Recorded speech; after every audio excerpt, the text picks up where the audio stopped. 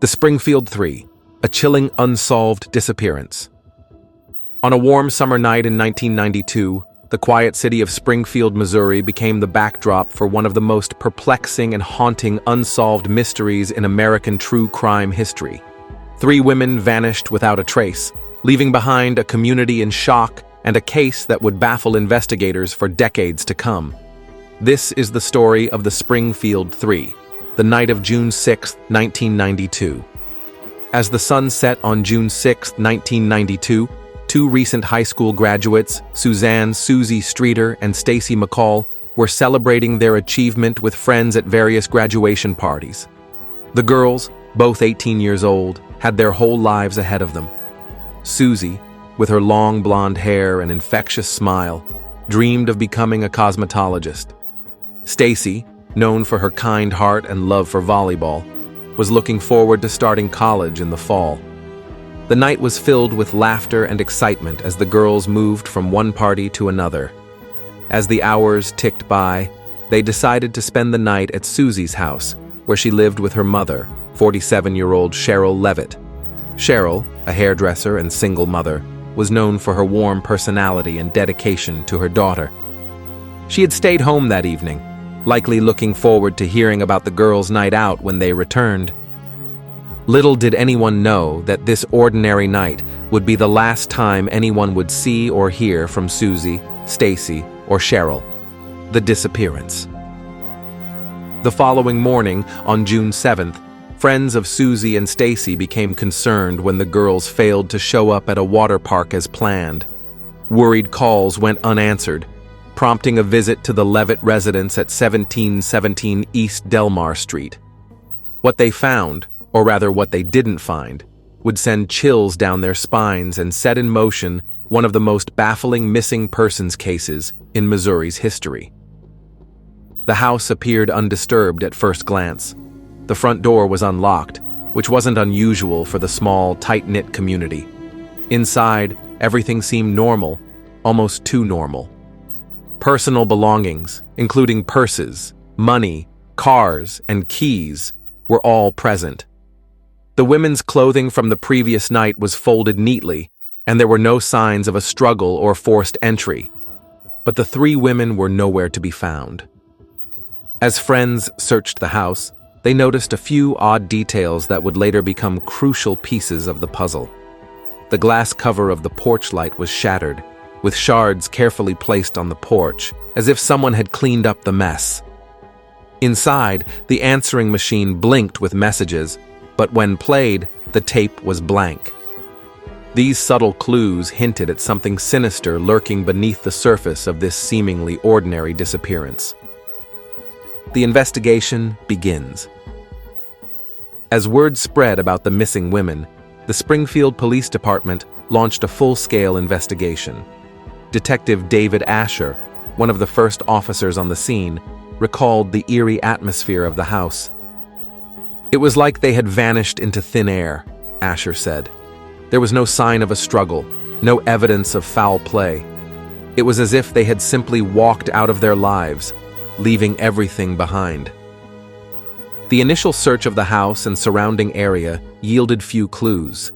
Investigators combed through every inch of the property, interviewed neighbors, and began the painstaking process of piecing together the women's last known movements. Friends and family were questioned, but no one reported anything unusual about the women's behavior in the days leading up to their disappearance. Susie and Stacy had been in high spirits, excited about their graduation and future plans. Cheryl had been her usual self, focused on her work and her daughter. As days turned into weeks and weeks into months, the case of the Springfield 3 continued to baffle investigators and captivate the public. Theories and speculations. With little concrete evidence to go on, theories about what happened to Susie, Stacy, and Cheryl began to circulate. Some believed they had left voluntarily, starting new lives elsewhere. Others feared they had fallen victim to a random act of violence or been targeted by someone they knew. One theory suggested that the women had been abducted by someone posing as a police officer or other authority figure. This idea gained traction due to the lack of signs of forced entry and the seemingly cooperative nature of their disappearance. Another theory focused on Cheryl's ex-husband, Susie's father, who had a history of domestic violence. However, he was quickly ruled out as a suspect due to a solid alibi. As the investigation progressed, attention turned to a group of local men with criminal histories. Rumors swirled about their possible involvement, but despite extensive questioning and searches, no concrete evidence ever emerged linking them to the disappearance. The Green Van. One of the most intriguing leads in the case came from multiple witnesses who reported seeing a green van in the neighborhood around the time of the disappearance. Some accounts described suspicious activity around the vehicle, while others recalled seeing it parked near the Levitt home. Despite extensive efforts to locate and identify the van and its occupants, this lead, like many others, ultimately led nowhere. The Green Van became something of an urban legend in Springfield, a symbol of the elusive nature of the case, the gravity of absence. As months turned into years, the absence of Susie, Stacy, and Cheryl weighed heavily on the community. Their faces adorned missing persons posters throughout Springfield and beyond. Vigils were held, rewards were offered, and national media attention brought the case to a wider audience. For the families left behind, the pain of not knowing was excruciating. Janice McCall, Stacy's mother, became a vocal advocate for missing persons, channeling her grief into action. "Not a day goes by that I don't think about Stacy and wonder what happened," Janice said in a 2002 interview. "The not knowing is the hardest part. We just want answers, whatever they may be." The impact on Springfield. The disappearance of the Springfield Three had a profound impact on the city. Once known for its low crime rate and sense of security, Springfield was forever changed by the events of that June night in 1992. Residents began locking their doors, eyeing strangers with suspicion, and holding their loved ones a little closer. The case served as a stark reminder that even in the safest of communities, the unthinkable could happen. Local law enforcement faced intense scrutiny and criticism as the case remained unsolved. Some accused the police of mishandling the initial investigation, while others believed that crucial evidence had been overlooked or misinterpreted. Despite these challenges, the Springfield Police Department maintained its commitment to solving the case. Over the years, new detectives would revisit the evidence, chasing down leads and exploring new avenues of investigation. Cold case status. As the years passed, the case of the Springfield Three gradually faded from the national spotlight, but it never left the hearts and minds of those in Springfield. The investigation, while no longer active, remained open as a cold case. In 2007, on the 15th anniversary of the disappearance, the Springfield Police Department announced that they were utilizing new DNA technology to re-examine evidence collected from the Levitt home. While this renewed hope for a breakthrough, the results ultimately proved inconclusive. In 2019, another potential lead emerged when a tipster claimed that the women's bodies were buried beneath a hospital parking garage in Springfield. Ground-penetrating radar detected anomalies beneath the concrete, but city officials deemed the cost of excavation too high without more substantial evidence. This decision sparked controversy and reignited public interest in the case. Many felt that no stone should be left unturned in the search for answers, while others questioned the credibility of the tip and the wisdom of disturbing a busy hospital area based on unsubstantiated information. The legacy of the Springfield Three. As of 2023, more than 3 decades after their disappearance, the fate of Susie Streeter, Stacy McCall, and Cheryl Levitt remains unknown. Their case has become a haunting reminder of the limitations of forensic science and the devastating impact of unsolved crimes on families and communities.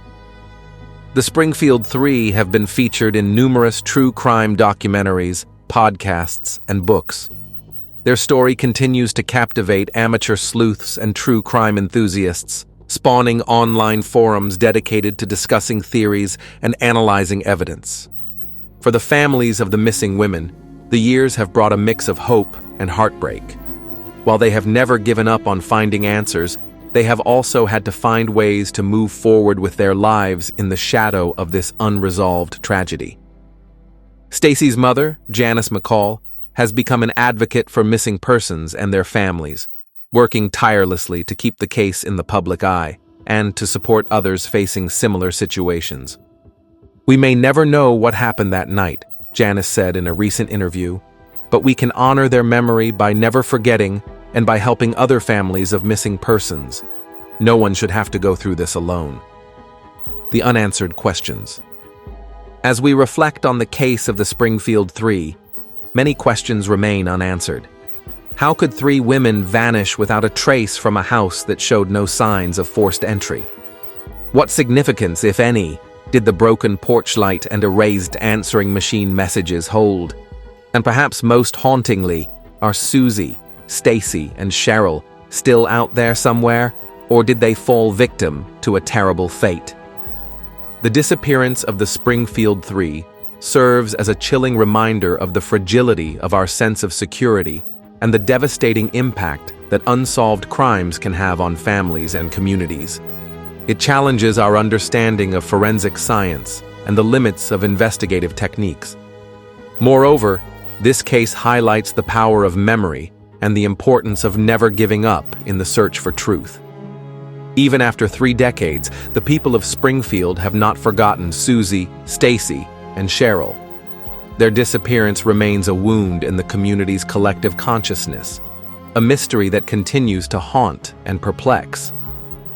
As we consider the case of the Springfield Three, we are reminded of the countless other missing persons cases that remain unsolved.